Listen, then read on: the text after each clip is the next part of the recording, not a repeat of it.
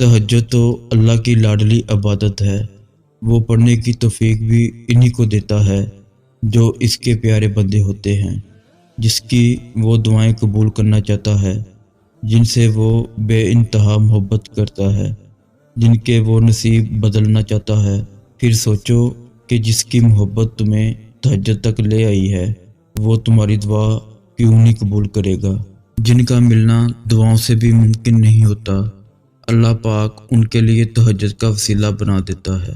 جب تمہارا یقین تمہاری دعاؤں کا تسلسل ٹوٹنے نہیں دیتا، تب اللہ پاک بھی تمہاری چاہت کو معجزوں سے جوڑ دیتا ہے۔ وہ تو قبولیت کے امکانات تب بھی رکھتا ہے جب تمہاری نظر میں تمہاری کہانی مکمل ختم ہو چکی ہوتی ہے۔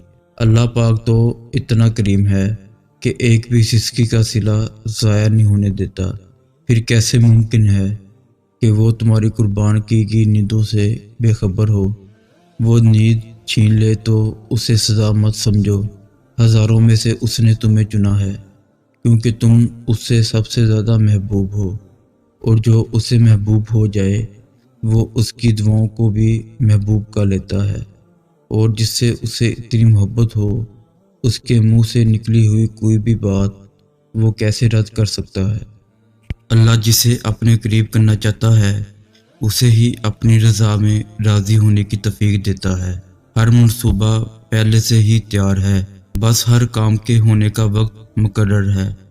کسی کو اللہ جلد ہی اپنے قریب کر لیتا ہے اور کسی کو مختلف مرحلے سے گزار کر، لیکن ایک وقت ایسا بھی آتا ہے جب ہم دنیاوی خواہشات سے دور اور اللہ کے قریب ہو جاتے ہیں۔